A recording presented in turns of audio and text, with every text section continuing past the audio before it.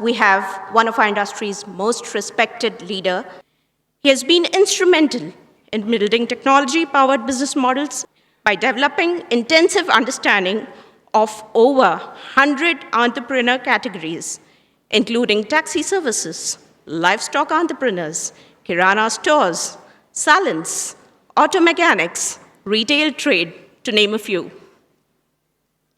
Ladies and gentlemen, it is my honor to be welcoming on stage our esteemed keynote speaker of the day, Mr. V. Vaidyanathan, MD and CEO, IDFC First Bank. Good morning, friends. It's really a great pleasure and honor for me to be invited by this very august gathering to speak to all of you today. The organizers asked me to speak about the big opportunities that are coming up in India over the next many years. And then, but I actually thought, which I will, very briefly, but frankly, the opportunities in India are very well known to many of us who are living here. We can see how things are growing. So I will actually rather focus on risk management and how the new ecosystem is going to help all of us expand the markets and control risk. Now, I would like to share with you, when we talk of risk, we all know that there is this new digital ecosystem that has come about in the last maybe 7 or 8 years. This digital ecosystem is not just enabling credit, easy delivery, it is an extremely strong risk mitigant. And I want to just share with you how we do our loans. And maybe that will ring a bell in some of you. If you're following these practices, great. If you're not following the practices, you can implement it also. That will be wonderful for everybody and wonderful for the ecosystem. Now, think of a customer wanting to buy a laptop or maybe a rural credit or maybe a two-wheeler or whatever. Now, the first thing we do when the customer applies for this loan is that we go and hit UIDAI. So when we hit UIDAI, we're getting the photograph, you're getting all the essential information. And remember, there's a biometric KYC. Biometric. Customers come in presence. Customers put their thumb. We have noticed that when the customer is giving, a photocopy of a license or something, the pressure is really not on the customer. Because the moment you put your thumb, you can never deny it as yours. So therefore, customer becomes that much more serious about the whole activity. Now this customer has given this information. Now, gone to Aadhaar, picked up the information, UIDAI, got the information. Now you've done, now go to NSDL, pick up the data from NSDL. You do NSDL PAN match because customer has given you a certain PAN number. You match it with the name. You check the name coming from this database, check the name with that database, and now you've done. So immediately you've two container of information, which is UIDAI information and PAN validation. You have identified the customers and the name match.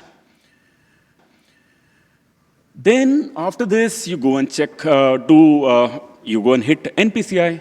In NPCI, you get IMPS, penny drop. When you do a penny drop, you get a name. Now you got touched a third container of banking system, and you check the name match there. You become that much more safe. Compare this with what it was just 7, 8 years ago, that you were having a photocopy of passport or license. I mean, you know how photocopies are. You can fudge it, you can put something on it, you can put a whitener on it, you can write something else on it, you can take a photocopy on it. Particularly if you're dealing with external parties who are desperate to get loans, then these things can happen. So that system got completely, there are 3 containers I described. You're connected to the 3 containers, match the name, you get that much more comfort that you're dealing with a real customer out here and nobody can deny the existence of this transaction. Now you've done these 3. Then you say, okay, now you need to do a credit check because the earlier activity was an identity check. You did a credit check. For that, we go and hit CIBIL, for example, or any bureau, but we do use CIBIL very frequently. We get information. Now, we don't go and pick the score from there. That's CIBIL's own score, and there are many uses of that. But we go and pick up the underlying variables from the bureau. When we pick underlying variables, we pick whether the customer, how the track record of the customer has been with offers. Because on us, we already know offers, how the customer is behaving elsewhere. We know how much the customer is defaulting or not defaulting. Is the customer paying late? Is the customer paying on time? If it's late also, Is it just reasonably late or like really bad late? So you get all the information, how frequently the customer is asking and requesting for credit in the bureau, and velocity of it and so on. You pick all these strands of information and then you put it in a container.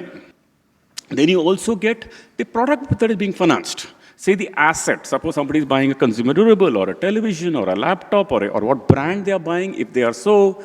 If it's a customer who's applying for a restaurant loan or a customer is applying for a salon loan, we don't say, oh, MSME scorecard. I find that pretty, blunt instrument. I went to some of these people and say, oh, we have MSME scorecard. कहता है ये क्या MSME scorecard क्या होता है यार? It is MSME is such a wide base. Then you can make scorecards for salons, you make scorecards for restaurants, you make salon scorecards for, different categories of people whom you finance. So anyway, coming back to the point, you pick data from the scorecard, from here, from demographic, the underlying asset that is being financed. Is it business financing? Is it consumption financing? And consumption financing, is it laptop or is it something else? Within laptop, what model is it? What time of the day the purchase is being done? What is the mobile number of the customer? The mobile number series also reflects some information. So all this number comes into a scorecard. Now, when this come into the scorecard, now the scorecard is doing good quality work. It's a next-gen scorecard is constantly being developed, so you get a scorecard. Now, score has established whether the customer will pay or not based on the capability. Now, apart from scorecard, now think of the customer who has an intent problem. Now, intent is not solved by any of these issues. Intent is intent. Now, that's where fraud comes. So then we think, Sarach, and say, fraud kaise kare? Now the fraud intent, we have a scorecard for that. In fraud, again, the scorecards are that there can be 2-3 kinds of frauds. Customer itself may have himself or herself may have an intention for a fraud. For example, somebody is 45 years old. PAN card is 1 year old. Then you ask a question, for 45 years, you were working for 20 years probably in your life, PAN card nahi hai, coming 1 year before and taking a PAN card. Ho sakta hai ki you're just trying to, beat the system by taking a, latest PAN card so that maybe the past PAN card is a problem. Or, the customer is maybe living in Kandivali but coming to, town to buy a TV when, houses nearby, you could have bought the same TV there. So these are some, you do a connection and get all this kind of information. So these are customer level information that you pick. Then the other kind of fraud that can happen is the executive who's working for us. Could be our own employee, right? Could be our own employee, could be an employee who's filling up some information form. Now for that, again, there's a fraud scorecard. So in that scorecard, then we track, this executive. For example, somebody has gone to do a verification of a customer, like a physical verification. Now, well, who knows if some other verifier had done a job and you just cut-paste that application and put it here, how do we know? So then we say that we do a lat-long check whether verifier actually visited the customer's place. Because customer's residence is a lat-long. We have a latitude, longitude of the employee who's going. You attach this and you really know did really go there because the photograph has been taken, has a latitude, longitude. So again, these are employee fraud controls or, how frequently, how they're filling up the form. Are they pausing too long in between the form and flicking instruments to get information? Are they filling it at a reasonable pace? Are you logging in too many applications within a period of time, which is not possible for a normal person? That kind of stuff. So this is that. Then you also have the fraud checks, controls done for a dealer level, saying that if a car dealer or a two-wheeler dealer is applying for loans for you or, giving you applications, then whether that's sounding reasonable, in terms of number of applications, how does this, how many applications is this person loading? If in this location of the dealership, what are the products that sell? And is it in line with that? For example, if something is a relatively lower income area, but you're sending a really high income, television, which is maybe costing 4 lakh rupees, then you can scratch your head saying that, look, this is something wrong. So scorecard. So scorecard at employee level, scorecard at fraud scorecard at employee level, fraud scorecard at dealer level, fraud scorecard at executive level, all these. Then you have all this source of information that come. I talked to you about how the identity questions came, then I talked to you about how the credit underwriting come, now I'm talking about how the fraud process come. Now, you did the fraud checks. Now, supposing you have 3 fraud scorecards, one fraud scorecard is saying this customer is okay. Another fraud scorecard is saying customer is not okay, don't give the loan. Now, how do you deal? They're all fraud scorecards. So then you put an arbitration layer on top of it. The arbitration layer will then, will find a algorithm around it of figuring out that this is sounding a reasonable, waiver and this is not a reason. Because human beings can't sit in doing all this work. So this system has to do. So arbitration layer plays out. Then you've done all this work. Then after doing all this work, now you need to do agreement because customer has agreed and you've given the loan. Now, or you're not given the loan, but you've done the appraisal and you've done the intent. Now you got to give the loan. Now, for giving the loan, you need an agreement. Now, again, if you go back in time, not very long ago, just 5-6 years ago, in fact, 5 years ago sounds so really outdated, that now agreement, what do? We fire, legality and any of these guys, and then we do a electronic signature, then mandate, because customers will give a mandate now to repay. Now, not very long ago, we were taking checks. Now, checks are dead. Most of our instruments are now coming, like 99%, I think, is coming either from standing instruction to our own bank, SI, or NASH, eNASH, or Aadhaar NASH, or any of these options. So now we're done with agreement, we're done with repayment. All this digital, end-to-end is not only, of course, enabling credit, everybody knows that, but it's also enabling risk. Because I told you, a physical photocopy of a passport given or a license, not the same thing as an identity done, check the 3 containers. Agreement done digitally is that much more. So the whole stack. Also, cash flow. Many products require cash flow. In the cash flow assessment, going back to the appraisal process, again, you used to take bank statement of account, bank statement somebody will bring to the bank or to the lending company, one chartered account will sit and do data entry of that.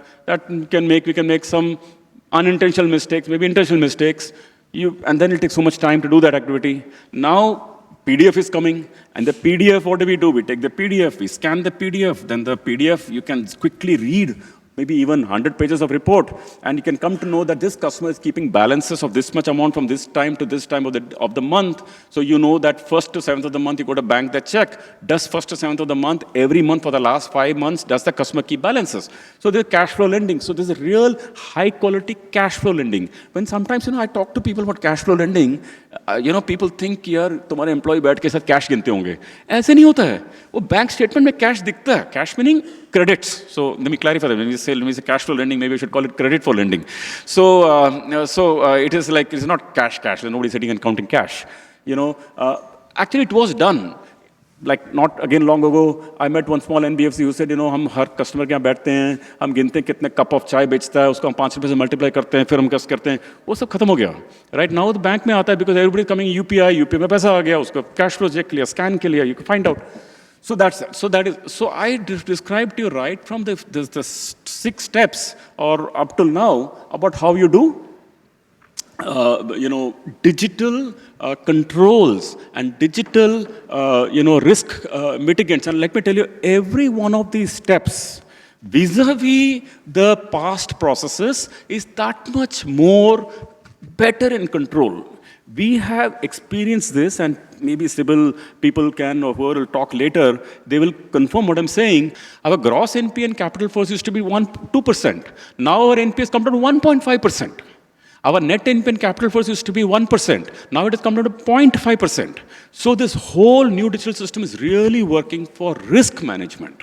And of course, it is also helping for, other reasons we talked about. So by taking you through this process step by step, I'm just sharing with you that at every stage, the combination of availability of the ecosystems, each of the ecosystems we talked about, the NSDL, the UIDAI, the banking system ecosystem, the e-sign, e-mandate, e-agreement, this whole ecosystem, and the India stack that came about, the data layer, the consent layer, the payment layer, the whole stack that has come about, that is really very, very powerful for this whole process. Now, therefore, after all this comes to monitoring. After all, you've given them the loan, you have to monitor the loan. So when you come to monitoring the loan, again, the new digital ecosystem, very powerful. One of the services given by, is actually again by the CIBIL, Transunion team, etc. Because you can go and scrub your own customers on the bureau, how they're performing. It is very powerful in monitoring, by the way. Okay, so our customer will be paying us, but you can go and scrub, are they paying somebody else or not? If they're not paying somebody else, then it's a problem for us. Someday that ours will be the next turn. So that monitoring has become much more digital. Every time you can go and hit one more ecosystem, get the information.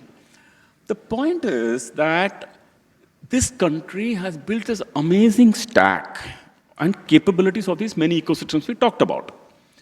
Our ability to connect with this ecosystem live, get the information, process it, and make meaningful analysis out of it is a very important piece.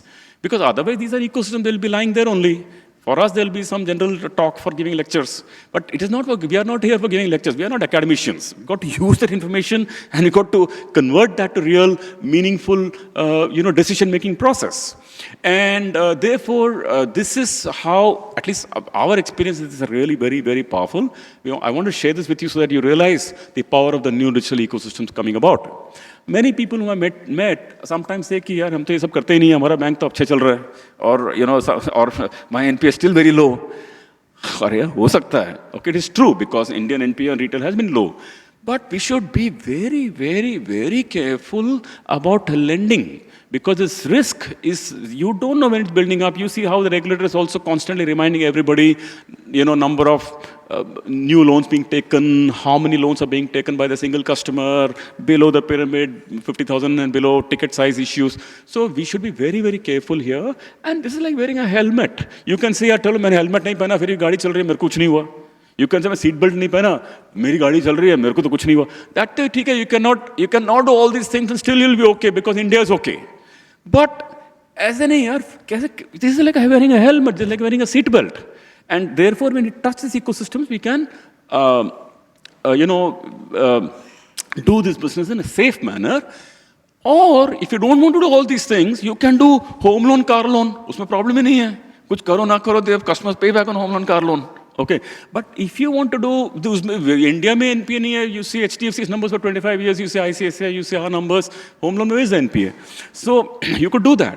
But if you want to do businesses where you have to, where you have to develop quality intellectual property, if you could expand the markets, then in any case, even if you do home loan, car loan, which is really gives no delinquency or less delinquency, even there, these control systems and wearing the helmet and seat belt in the forming of connecting all the ecosystems can be very powerful. Last thing is, after the entire life cycle I took you through, finally is collections. Now, collections also, again, the technology has become a very big role to play, again, developing these capabilities. Now, we've got a small video for you. I'll just play that video, then you'll get it by yourself. नमस्ते. मैंने हाल ही में देखा कि आप अपने IDFC first bank loan की इस महीने की EMI का भुगतान करने से चूक गए हैं. समय पर EMI का भुगतान नहीं करने के कुछ गंभीर परिणाम हो सकते हैं. इससे आपका सिबिल क्रेडिट स्कोर भी खराब हो जाता है और कम सिबिल स्कोर से आपके परिवार की जरूरतें अधूरी रह सकती हैं, क्योंकि कम सिबिल के रहते आपके सपनों का घर, कार या किसी भी इमरजेंसी के लिए भविष्य में लोन लेना बहुत मुश्किल होता है. लेकिन चिंता करने की कोई ज़रूरत नहीं है. अच्छी बात यह है कि इससे बचना काफ़ी आसान है. बस आप अपने IDFC first bank loan EMI का तुरंत भुगतान करें और अपने परिजनों के उज्जवल भविष्य की ओर एक और कदम बढ़ाएं. एक छोटी सी देरी को भविष्य में एक बड़ी चुनौती न बनने दें. धन्यवाद.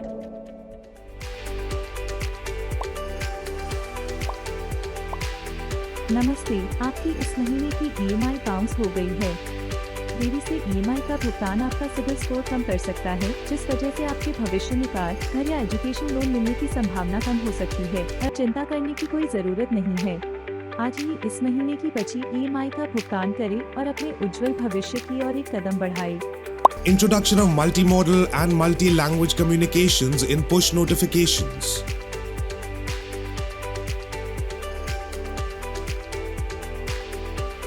Introduction of vernacular languages and a multi-language approach. Sending store locator link for people who prefer to pay via cash. The customer decides to clear their pending EMI. Customer can select their preferred payment app, and it is as simple as flipping over to PhonePe. The customer is nudged to set up autopay from the account they typically pay from to avoid repeat bounces in future. This entire process is just 2 clicks combination. Cloud-based bank control dialer for field and recovery teams to ensure control over quality of conversation. And instant callback for customers who dropped off while paying their pending dues. Digital endorsement card and virtual code of conduct training in vernacular languages. So the point I was leaving by showing this short video with you is to tell you that even in collections, you don't have to, that again, calling customers and saying, pay me, wo gaya, wo 1990s ka kaam tha, 2000s ka kaam tha. Now, you can really profile the customer, we do, and then we know this customer we can send a WhatsApp message. We know some customers will anyway pay, even if you don't disturb them, they will pay. Some customers will send a WhatsApp, some customers send a SMS, some customer do a call. Customer of WhatsApp customers, should we send a video, should we send them a voice blast? Again, it's a decision. So at every stage, what channel, what medium within that channel, then attach a journey, like we just showed here, so that if the customer says, okay, I'll pay, how easy that journey is, you send a UPI link. You don't have to send an agent to the customer's home. You can send a UPI link, customer pays with UPI link, right? So this capability to build all the capabilities really makes us feel, like I said, feels like wearing a helmet or wearing a seat belt. So thank you very much, ladies and gentlemen. It's a great pleasure talking to all of you.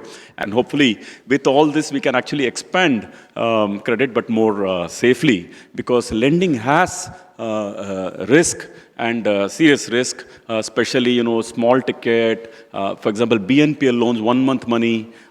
It has risk. Who can deny risk? If 5,000 rupee ka loan hai, you're going to earn, even if you earn 2% per month, you think you're earning 24% per annum, 2%. 2% of 5,000 rupees is 100 rupees only. तुम्हारा एक call जाएगा 100 rupees खत्म हो जाएगा, right? There's no economics there, right? So co-lending risks. Somebody is originating for you, you're booking on your books. What collection that person is doing? If they do a bad job or they harass customers, the impact will come to our bank or our organization. These are co-lending risks, structured product risks. When you do structured transactions, and those lead to risks. So there are risks, but to be aware of the risk is very important. To conscious of them, note them down, mitigate them through proper use of technology, and to actually tell our people in collections and everybody to be soft with customers, to be, like even if you saw the video here, it is educative. And sometimes just by the education, by saying, aapka CIBIL kharab ho jayega, pay, they pay. So, or give them a little time here or there, whatever. So thanks everybody. So I hope that was, that's what I want to share with you. Thank you.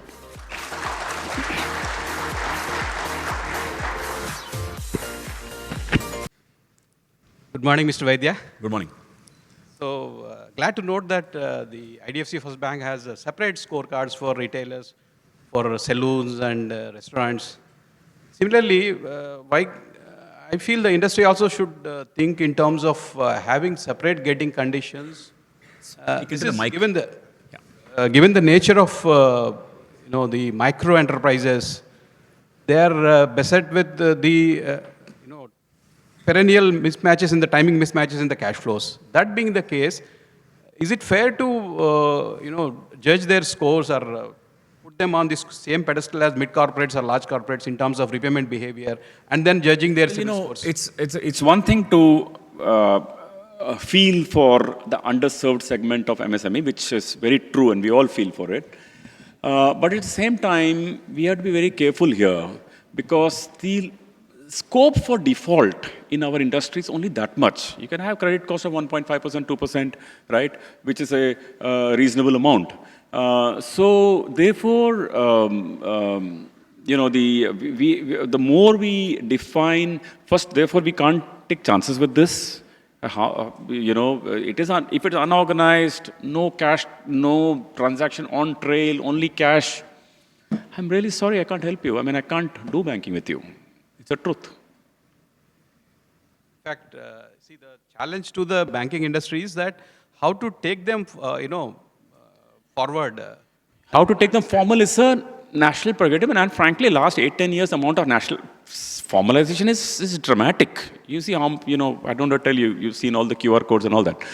So it's been dramatic, but that people have to become formal before they learn from the formal banking system. Because banking system is responsible to depositors, responsible to shareholders. You just can't afford to have NPA anywhere more than 2%, at least gross.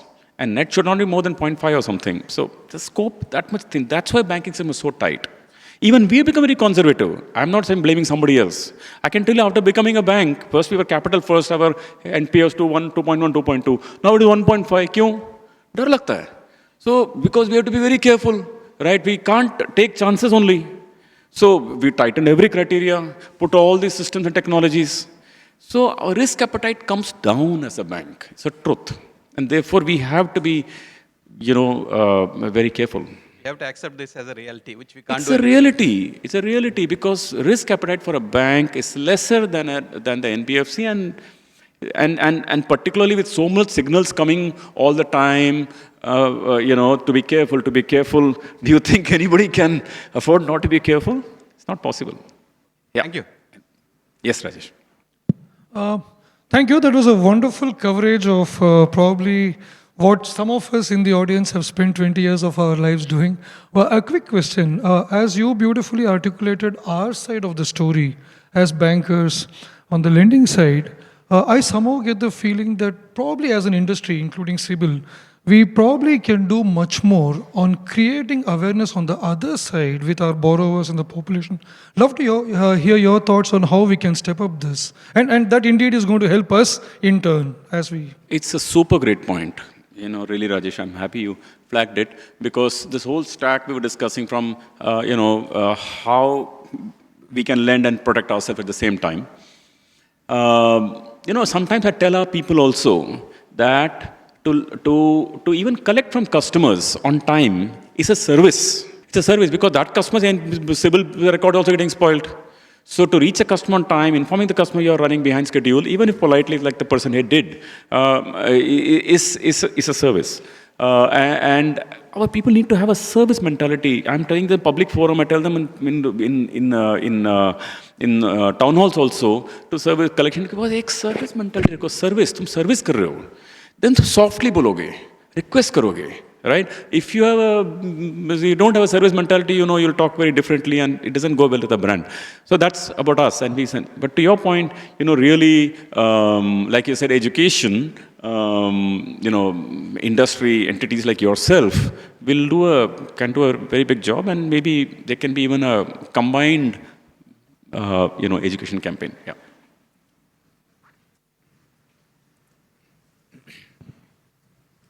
Good morning, sir. Take it closer. I'm Rakesh Bhatt from Shinhan Bank. Sir, my question is around the retail credit risk that banks are exposed to, especially when it comes from DSAs or the third parties. So what we have seen, like what the analysis says, that the NPA through DSAs are relatively higher than what we get from direct sourcing in the banks. So rather than following the traditional ways of selecting DSAs or the third parties, how digital platforms or technology can help us to mitigate the risk that comes from the third parties or the DSAs? See, nowadays everything has come on a system. Even the data you're pointing out is also outdated. Nowadays, there's not much difference between the kind of sourcing because, see, the credit is still with the bank. No third party can do credit. They can originate credit decisioning with the bank. And it's all online. All the system and text we talked about, every single one of them work, whether you're originated internally or externally, the whole stack. But having said that, our own banks are sitting on wealth of data. And banks are also sitting on a platform, sitting on a payment platform, because you can collect. So it's a very, data plus a payment platform is a very powerful, let me say, combination for enabling more of credit on our own books, self-done directly on our own app, on our own website. That's the right way to go.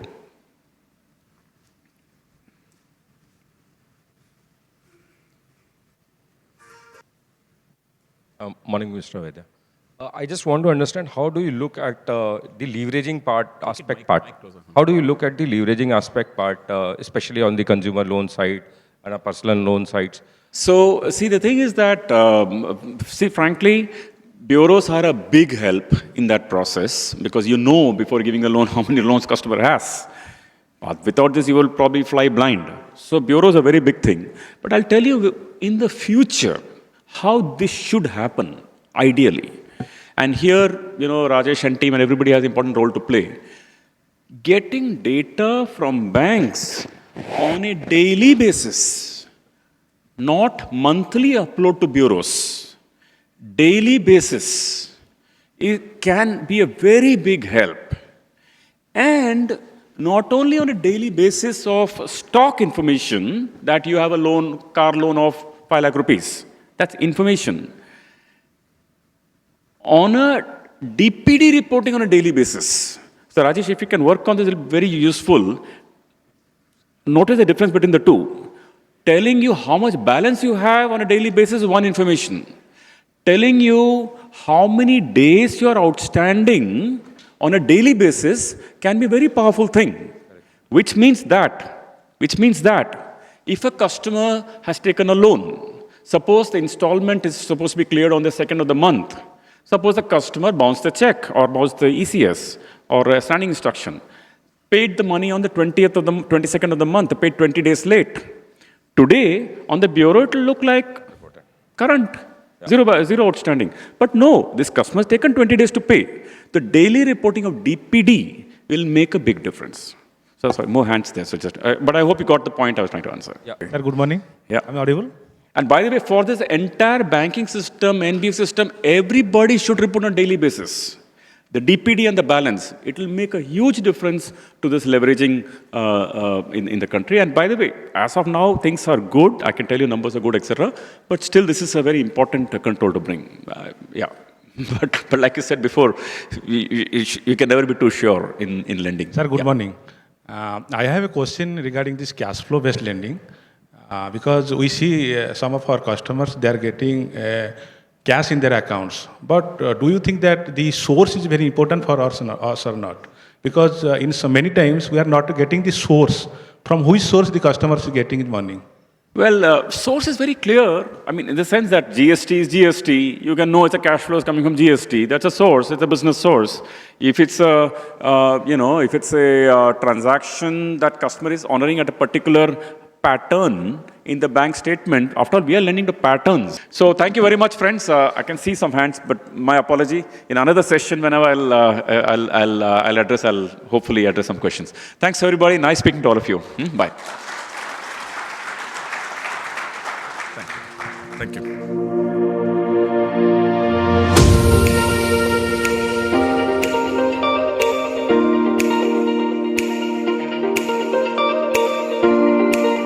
Thank you, Mr. Vaidyanathan. Your profound experience and insights you shared with us today will help us in channeling sustainable growth and financial inclusion collaboratively. May I now request our chairman, Mr. Anantharaman, to felicitate and thank Mr. Vaidyanathan on behalf of all of us. A huge round of applause, please, ladies and gentlemen.